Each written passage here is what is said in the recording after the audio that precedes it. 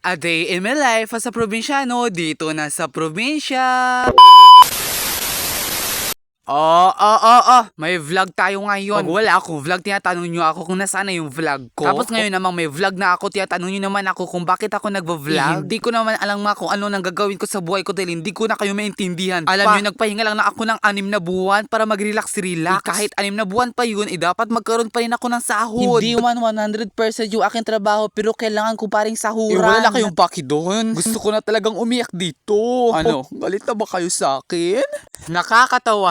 By the way, ngayong araw nga ho ay may gagawin tayo. Tapos nakita ko nga ho kayo dito, hinahanap nyo raw ako. Tapos tinatanong ako, ano, pogi? Oo, totoo yun. Naglalakad na nga tayo sa mga oras na to, pero batid ko nga ang sinusundan ako. Tinatawag akong pogi. Ito naman, kaso nga lang, nagagalit ako pag sinasabihan akong pugi. Kaya pag sa may mga nakakakita sa akin, wag nyo akong sabihang pugi. Sabihan nyo ako ng maganda. Charis. Ayun na nga, ngayong araw nga ho ay mga ngahoy ako. Magluluto na nga ako kanina sa bahay, kaso nga ho, pagtingin ko nga sa ilalim ng aming lutuan, Wala na pala kaming kahoy. Paano ako makakapagluto kung wala ho kaming kahoy? At paano rin naman ako makakagawa ng apoy kung wala rin naman panggato? Dahil nga ho, meron nga kami ditong kinaingin nga ho na maliliit lang ho talaga na kahoy. Sobrang liliit lang ho, kitang-kita nyo naman yan. Sabi ko, marami yung panggatong, kaya ngayong araw ay kukuha tayo ng panggatong dito. Tapos, nandito din nga ho talaga ako nag-set up nga ho para dito ko na lang din sila putol-putulin. Para nga ho, pagkarating doon sa bahay, ay gagawa nila ako talaga ng apoy. Sa panahon ito nga ho, ay nasa kapahunan pa rin tayo ng sinaunang tao. Dahil gatong pa lang ho talaga yung aming ginagamit dito. Halos lahat nga ng mga tao dito sa amin ay kahoy lang ho yung ginagamit namin sa pagpapaapoy. Pero naniniwala ko sa sarili ko na balang araw nga ho ay makagasol na rin tayo. Ang mahalaga nga ho ay meron tayong kinakain sa araw-araw. At ang pinakamahalaga rin nga ho ay meron tayong pinaglulutuan at meron tayong niluluto. Pinutol-putol ko muna sila nga ho na pantay-pantay yung kanilang size para nga ho magkasya nga talaga sila sa lutuan namin. Pagkatapos ko sila maputol-putol ay aking paghihiwalay-hiwalay na naman sila sa mga maliliit nga ho talagang bahagi. Nasa gano'n nga ho talaga ay malaki yung apoy at mabilis nga ho maluto yung aking lulutuin. Pero alam nyo ba, nakahoy lang ho talaga yung ginagamit namin, kaya nga ho masarap nga ho talaga yung pagkain kasi nga natural. Walang halong kimikal. Natapos na ako sa pagpuputol-putol ng mga kahoy na ito, kaya nga ho sa mga oras na to ay uuwi ko na to sa bahay. Hanggang dito na lang ho talaga tayo at maghiwalay muna tayo sandali, kaya maraming salamat nga ho sa inyong panonood na patuloy nyo akong suportahan. Always love, joy, hope.